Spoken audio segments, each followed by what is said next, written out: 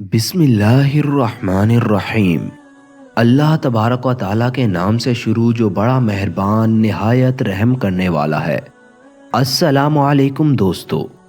ایک ایسی قوم جس پر اللہ تبارک و تعالیٰ نے اپنا دردناک عذاب نازل فرمایا اور اس قوم کے تمام لوگوں کو بندر بنا دیا۔ اس قوم کے لوگ ایسا کون سا گناہ کرتے تھے جس کی وجہ سے اللہ تبارک و تعالیٰ نے دردناک عذاب نازل فرمایا، اور یہ لوگ بندر بننے کے بعد کتنے دن زندہ رہے، اور پھر انہیں کس طرح دردناک موت آئی۔ جب یہ لوگ بندر بن گئے تو یہ لوگ اپنے عزیز و اقارب کو دیکھ کر ان سے کیا کہتے تھے؟ اور کیا آج کے دور میں پائے جانے والے بندر اسی قوم میں سے ہیں؟ ان تمام تر سوالات کے جوابات قرآن و حدیث کی روشنی میں آج ہم آپ کو اس ویڈیو میں بتائیں گے، لہٰذا آپ سے گزارش ہے ہماری اس ویڈیو کو اینڈ تک ضرور دیکھیے گا۔ انسانوں کے بندر رہنے کی ابتدا حضرت داؤد علیہ السلام کے دور سے ہوئی۔ اس واقعے کا پس منظر کچھ یوں ہے کہ حضرت داؤد علیہ السلام اور ان کی قوم سمندر کے کنارے ایلا نامی گاؤں میں رہتے تھے، اور ان کی تعداد 70,000 کے قریب تھی۔ یہ قوم بڑی ہی خوشحال تھی اور اللہ تبارک و تعالیٰ کی فرما بردار قوم تھی۔ اس قوم کو اللہ تبارک و تعالیٰ نے بے شمار نعمتوں سے نوازا تھا۔ ہر طرف سرسبز و شاداب باغات اور ہر طرف ہریالی ہی ہریالی تھی، اور اللہ تبارک و تعالیٰ کی بے انتہا کرم نوازی تھی۔ یہ لوگ اپنی اس زندگی میں بہت خوش تھے۔ حضرت داؤد علیہ السلام کی قوم چونکہ سمندر کے کنارے رہتی تھی، اللہ تبارک و تعالیٰ کا یہ کرم تھا کہ سمندر کے اس کنارے پر بے انتہا مچھلیاں آتی تھیں جن کا یہ لوگ کاروبار کرتے تھے اور بہت ہی خوشحال والی زندگی گزارتے تھے۔ جب یہ قوم اللہ تبارک و تعالیٰ کی نعمتوں کی وجہ سے خوشحال ہو گئی تو اللہ تبارک و تعالیٰ کی نافرمانی پر اتر آئی اور طرح طرح کے گناہوں میں مبتلا ہو گئی۔ اور پھر ایک دن اللہ تبارک و تعالیٰ نے ان کا امتحان لینے کا ارادہ کیا اور حضرت داؤد علیہ السلام کو وحی بھیجی کہ وہ اپنی قوم سے کہہ دیں کہ سنیچر کے دن یعنی ہفتے کے دن شکار کرنا بند کر دیں۔ اس طرح اللہ تبارک و تعالیٰ نے حضرت داؤد علیہ السلام کی قوم پر ہفتے کے دن مچھلی کا شکار حرام فرما دیا، اور پھر یہاں سے اس قوم کی بربادی شروع ہو گئی۔ حضرت داؤد علیہ السلام نے اپنی قوم کو بتایا کہ اللہ تبارک و تعالیٰ نے ہفتے کے دن مچھلی کا شکار حرام قرار دے دیا ہے، تو وہ لوگ بہت ہی زیادہ پریشان ہو گئے اور ساری قوم سر جوڑ کر بیٹھ گئی، کیونکہ ہفتے کا دن ہی وہ دن تھا جس میں مچھلیاں وافر مقدار میں آتی تھیں اور خود بخود کنارے پر آ جاتی تھیں، اور باقی دن ایسے تھے بہت کم اور نہ ہونے کے برابر مچھلیاں پکڑی جاتی تھیں۔ اس قوم کا گزر بسر چونکہ مچھلیوں کے شکار کی وجہ سے تھا، تو اس لیے اللہ تبارک و تعالیٰ کا یہ حکم سن کر یہ قوم پریشان ہو گئی۔ یہ نہیں جانتے تھے کہ اللہ تبارک و تعالیٰ کی طرف سے یہ آزمائش ہے۔ پھر ایک دن شیطان نے انہیں وسوسہ ڈالا کہ سمندر سے نالیاں نکال کر خشکی میں بڑے بڑے حوض بنا لیے جائیں۔ جب ہفتے والے دن مچھلیاں آئیں تو نالیوں میں سے ہو کر ان بڑے بڑے حوضوں میں آ جائیں گی، اور اس طرح ان نالیوں کا منہ بند کر دیا جائے، اور پھر اگلے دن یعنی اتوار والے دن ان کو پکڑ لیا جائے۔ شیطان نے اس طرح اس قوم کو ورگلایا کہ اس طرح ہم ہفتے والے دن شکار سے بھی بچ جائیں گے اور مچھلیاں بھی ہاتھ آ جائیں گی اور وہ بھی پکڑی جائیں گی۔ بہت سے لوگوں کو یہ ہیلا بازی اچھی لگی اور انہوں نے ایسا کرنا شروع کر دیا اور سمندر سے چھوٹی چھوٹی نالیاں نکال کر بڑے بڑے حوضوں میں ڈال دیں، جس کے ذریعے وافر مقدار میں مچھلیاں ان حوضوں میں داخل ہو جاتیں۔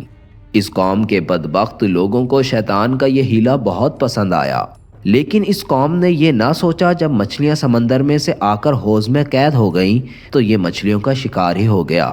اس لیے یہ شکار بھی ہفتے والے دن ہی قرار پایا جو اللہ تبارک و تعالیٰ نے حرام قرار دیا تھا۔ اس موقع پر یہودیوں کے 3 گروہ ہو گئے۔ کچھ لوگ ایسے تھے جو شکار کے اس شیطانی ہیلے سے منع کرتے تھے اور ناراض اور بیزار ہو کر شکار سے باز رہے، اور کچھ لوگ اس کام کو دل سے برا جان کر خاموش رہے، لیکن انہوں نے شکار نہ کیا اور دوسروں کو منع بھی نہ کیا، بلکہ یہ لوگ منع کرنے والے لوگوں کو کہتے تھے کہ تم لوگ انہیں نصیحت کرتے ہو جن کو عنقریب اللہ تبارک و تعالیٰ ہلاک کرنے والا ہے اور ان پر اپنا دردناک عذاب نازل فرمانے والا ہے۔ اور اس قوم کے کچھ لوگ ایسے تھے جو سرکش اور نافرمان تھے، جنہوں نے اللہ تبارک و تعالیٰ کے حکم اعلانیت کی مخالفت کی اور شیطان کی ہیلا بازی کو مان کر ہفتے والے دن شکار کرنے لگے۔ یہ لوگ اللہ تبارک و تعالیٰ کے حکم کی کھلا مخالفت کرتے اور ہفتے والے دن مچھلیوں کا شکار کر کے ان کو کھایا کرتے اور ان کو بیچا کرتے۔ پیارے دوستو، حضرت داؤد علیہ السلام کی قوم کے 1200 ایسے نافرمان لوگ تھے جو منع کرنے کے باوجود بھی ہفتے کے دن ان نالیوں کے ذریعے شکار کرتے رہے۔ حضرت داؤد علیہ السلام نے ان 1200 نافرمان افراد کو اللہ کے عذاب سے ڈرایا کہ وہ اللہ تبارک و تعالیٰ کی اس نافرمانی سے باز آ جائیں، لیکن وہ لوگ باز نہ آئے اور کھلے عام شکار کرنے لگے۔ چنانچہ وہ لوگ جو ان لوگوں کو برا جانتے تھے انہوں نے اپنے اور ان لوگوں کے درمیان ایک دیوار کھڑی کر دی، جس کے ایک طرف 1200 نافرمان رہتے تھے اور دوسری طرف وہ لوگ جو شکار سے باز رہے۔ حضرت داؤد علیہ السلام نے اپنی قوم کے نافرمان لوگوں کو بارہا سمجھایا، لوگ اپنی نافرمانی سے باز نہ آئے اور اسی طرح اللہ تبارک و تعالیٰ کی نافرمانی کرتے رہے اور شکار کرتے رہے۔ پھر ایک دن حضرت داؤد علیہ السلام نے شکار کرنے والوں پر غضبناک ہو کر لعنت فرما دی۔ اس کا اثر یہ ہوا کہ ایک دن ان خطا کاروں میں سے کوئی بھی اپنے گھر سے نہ نکلا۔ یہ منظر دیکھ کر کچھ لوگ ان کی دیواروں پر چڑھ گئے تاکہ معلوم ہو سکے وہ لوگ کس حال میں ہیں۔ جب ان لوگوں نے نافرمانوں کو دیکھا تو وہ سب کے سب بندر کی صورت میں مسخ ہو چکے تھے۔ اللہ تبارک و تعالیٰ نے نافرمانی کی وجہ سے ان پر اپنا دردناک عذاب نازل فرمایا اور انہیں انسانوں سے بندر بنا دیا۔ جب لوگ ان مجرموں کا دروازہ کھول کر ان کے گھر میں داخل ہوئے تو وہ بندر ان لوگوں کو پہچانتے تھے اور ان کے پاس آ کر ان کے کپڑوں کو سونگھتے تھے اور زاروں قطار روتے تھے، لیکن وہ کچھ بول نہیں سکتے تھے۔ اللہ تبارک و تعالیٰ کے ان نافرمان بندر بن جانے والے لوگوں کی تعداد 1200 تھی۔